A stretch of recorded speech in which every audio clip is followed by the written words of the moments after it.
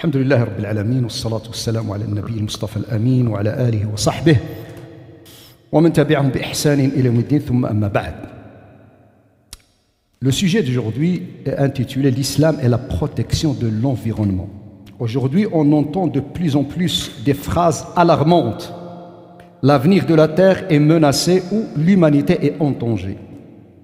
Les signes sont visibles, dérèglements climatiques, inondations et ouragans dévastateurs dans certaines régions, sécheresse et famine dans d'autres, déséquilibres météorologiques, disparition d'espèces animales qui vivaient sur notre terre, sur notre planète depuis des millénaires et affaiblissement de la couche d'ozone que Dieu a créée comme une protection contre les rayons nocifs du soleil.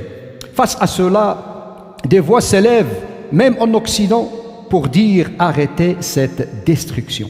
Mais pourquoi, mes frères, mes sœurs, les gouvernements du monde n'agissent pas avec courage? Parce que des intérêts économiques colossaux les dominent. De grandes entreprises ne recherchent que le profit, même au prix de la destruction de l'environnement et de l'héritage des générations futures. Ces États ont lié leurs intérêts à l'exploitation intensive des ressources et ont plongé les peuples dans une spirale de consommation effrénée. Mes frères, mes sœurs, saviez-vous que 20% de la population mondiale contrôle et consomme 80% des richesses? Ils exploitent et gaspillent sans contrôle. Le Coran dit: si Dieu attribuait des dons avec largesse à tous ses serviteurs, il commettrait des excès sur la terre. Mais il fait descendre ce qu'il veut avec mesure, car il connaît parfaitement ses serviteurs et les observe parfaitement. Mes frères, mes sœurs, la racine du problème est claire. Une civilisation matérialiste qui a écarté la religion et la morale, adorant les passions et les désirs sous prétexte de liberté et de raison. يعبدون الهوى باسم العقل والشهوات باسم الحريات. Ainsi c'est réaliser la parole divine.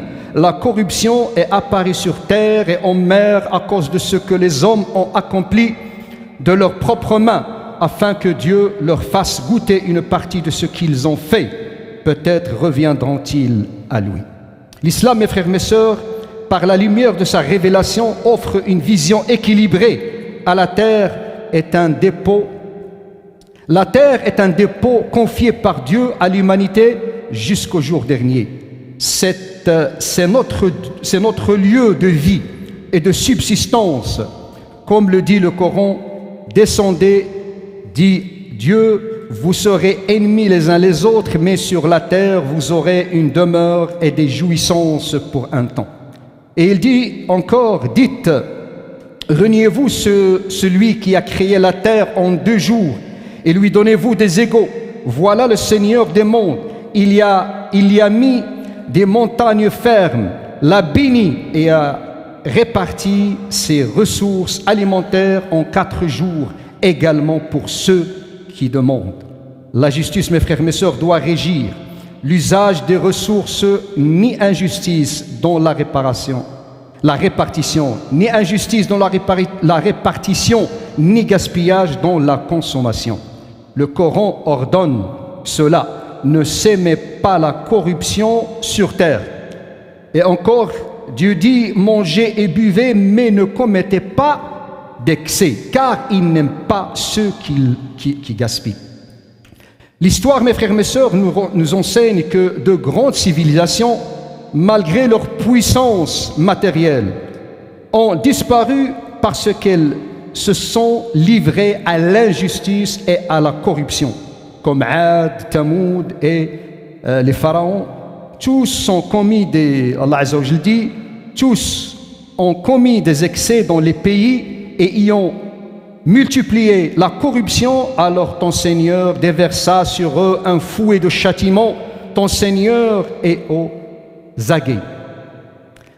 Le véritable progrès, mes frères, mes sœurs, ne réside pas dans l'accumulation matérielle, mais dans la foi. la moralité et la gestion équitable des bienfaits divins. Allah dit, ton Seigneur n'anéantit pas les cités injustement alors que leurs habitants sont des réformateurs. Et Dieu promet, si les habitants des cités avaient cru et avaient eu la piété, nous leur aurions accordé les bénédictions du ciel et de la terre, mais ils ont démenti, alors nous les avons saisis pour ce qu'ils avaient acquis. Ainsi, mes frères et mes sœurs, la solution à la crise environnementale mondiale ne réside pas seulement dans la science ou la technologie, mais avant tout dans un retour sincère à Dieu, dans la justice et dans le respect des valeurs morales qui garantissent l'équilibre de la création. فنسأل الله سبحانه وتعالى أن يوفقنا لما فيه رضاه وأن يجعلنا من الذين يستمعون القول فيتبعون أحسنه